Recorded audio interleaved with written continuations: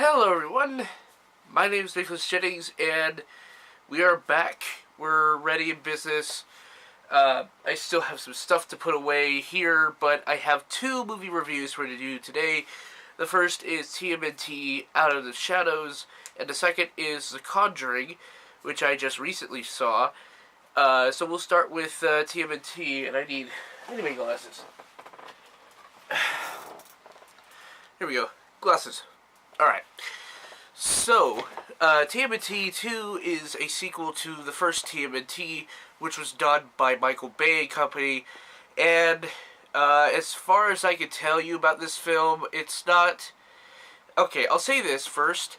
It's an improvement on the first, but it still has a lot of shortcomings, which puts it almost on the same level as the first, in terms of quality and whatnot. Let me tell you the pros and cons of this movie real quick. The pros of this movie is that the Turtles, while they did have Johnny Knoxville replaced as Leonardo with someone else, and I can't remember his name, they still have the same chemistry, even better chemistry than in the first film. Splinter looks a lot better than the first one, the first movie Splinter. He actually just looks like an ancient rat, and has long hair that's, actually good. And that's about it.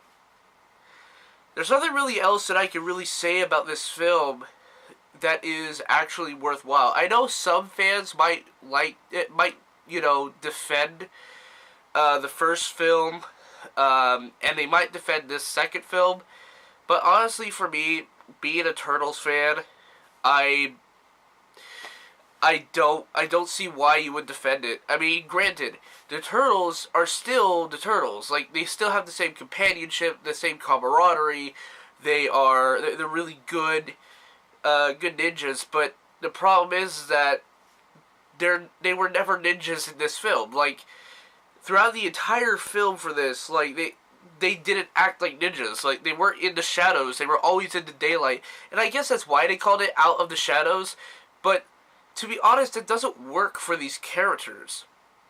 It just doesn't work. And let's talk about some of the new casts. So we got a new Shredder, which should not have been in this film. Because, honestly, his armor still... It's a huge upgrade from, the Transformer BS that was happening in the first movie, but it still doesn't resemble Shredder for me. Every fan will tell you that the most iconic Shredder was either from the 90s cartoon or from the first movie. The actual first movie that was done by Jim Henson and Company with, the puppets and whatnot. But, that was really... That's what Shredder looks like to me. This one, again, kind of reminds me more of, G.I. Joe than anything. With Snake and all of them. But, I think his role was kind of worthless in this film. And speaking of worthless, Stephen Amell as Casey Jones, again, is worthless. Stephen Amell is a really cool Arrow, but he's not that good at playing Casey Jones, I feel. He could have done better. I swear, he can do better. But it's just that he didn't tap into the actual Casey Jones, and he didn't have the long hair, for one thing. But that's aesthetics. But what I'm talking about is that he has such a minor role in this film, and I could even tell you his entire motivation. In a sense, it's oh yeah, well, I was a cop, and then I saw these turtles, and now I want to be a hockey player. I just so happen to own a hockey mask with a hockey stick, so I'm going to become a vigilante. And no, Casey Jones, it was never a cop. Was never a cop.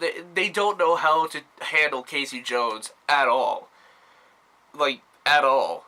It's just sad. It's sad to see it. And then let's talk about Krang. Krang looks okay. He's passable. But I don't think, again, like, most of these villains in this film just didn't jive with me. I think the only villains that were kind of worth it were Bebop and Rocksteady, which are designed well, but somehow they managed to screw them up to the point where it's like, oh yeah, well let's compare the size of our new dicks. Seriously? I think that's more of a, either it's Michael Bay that was pointing it because he was producer of the film, or it was like the writers were really stoned or something like that. I don't know.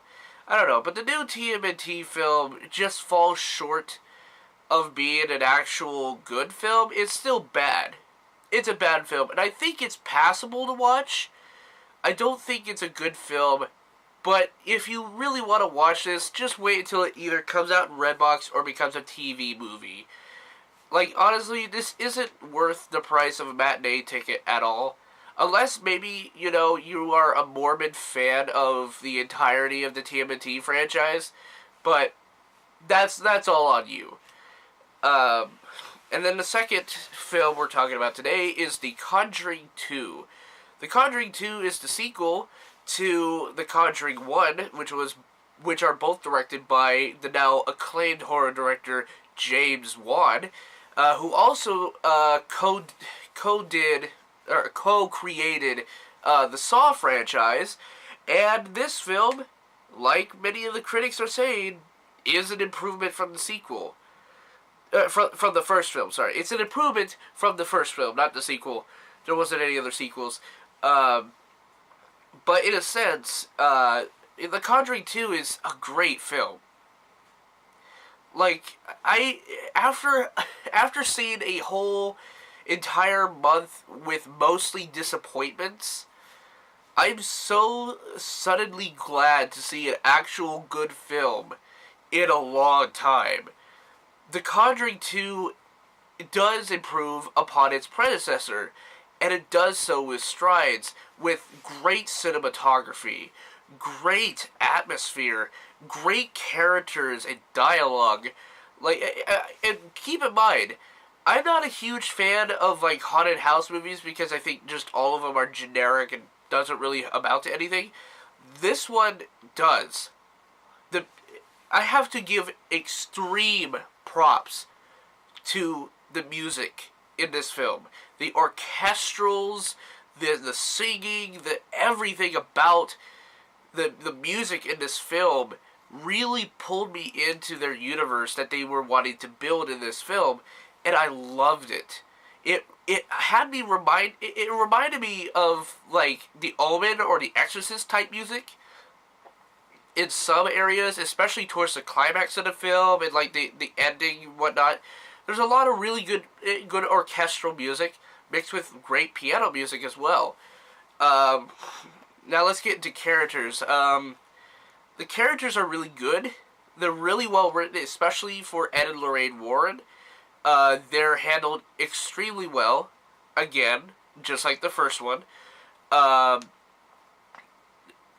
the ghosts are actually really scary. I mean, granted, Bill Whitkins, or Bill whatchamacallit, I forgot his last name. You know, he's kind of a generic guy. He's like, get out of my house! You know, that's generally what's really a common thing about haunted house films, is that most of the time, if not all of the time, the ghost just wants them out of the house. But this time they actually put a nice little twist on it that I think actually improves upon the sort of genre of the haunted house film. You know, having a character that was connected to Lorraine Warren be the person that was behind everything of this film, that was ingenious. I think that was really good. It's a risk. It's a total risk, and some people came out of the theater like, why did they throw that twist in there? How did that one particular character go from this place to this place when they're not even connected at all? And I'm not going to go into spoilers here, So if you want to go see the movie, I highly suggest you watch the movie. It is fully worth the price of admission. And let's talk about the horror movie genre as a whole. As of late, I have hated the horror movie genre. There has not been one single entire movie that I didn't hate. But I think recently with the Conjuring films and Insidious, I think those franchises catapult the horror genre into another realm. It's a real wonder to see that out of the entirety of the year's, crappy horror movie section of the universe, we can still find some good, unique franchises in this. And this movie provides it. This and Conjuring 1 are some of the best horror movies I've seen in the past decade. They are immensely superior than anything that has been happening in the last decade. I'm probably going to get some flack for it, but I seriously think that the Conjuring series as a whole is a good franchise. Except for Annabelle, of course. Annabelle was just terrible. But as a whole, again, it's still good. The first two movies are good. They're all good. And I really want to see more out of Anna Lorraine Warren. I really do. After seeing the end scene where, they put their new relic in their little museum, you can tell that there's a whole myriad of ideas that you could do for future films. And I'm kind of excited to hear about the different stories. Even though, yes, they're based on a true story, and you kind of have to have a little bit of grain of salt with these. Again, in this universe, I can totally buy this universe because, I don't know. It's just, there's just something about this universe that I buy. There's a couple cons I have with this film, though. This is a good film, it's a great film, but it's not perfect.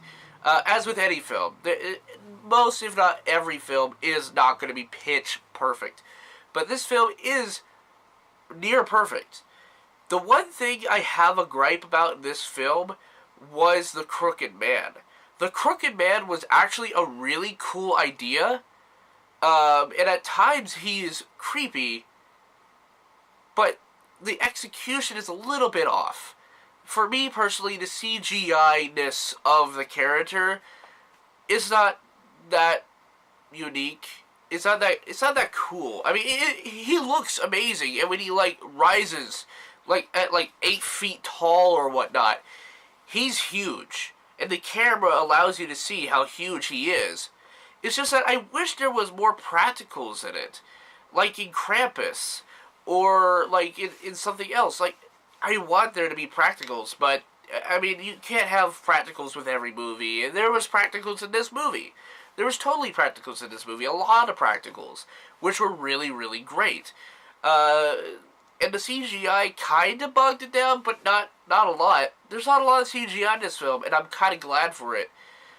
But overall, I enjoyed The Conjuring 2. I highly suggest The Conjuring 2. And as for review scores, TMNT 2 gets a 5 out of 10, and The Conjuring 2 gets a 9 out of 10. Again, I've already said what I thought about both films, but have a fun entire week of film watching, movie going, and as always, peace.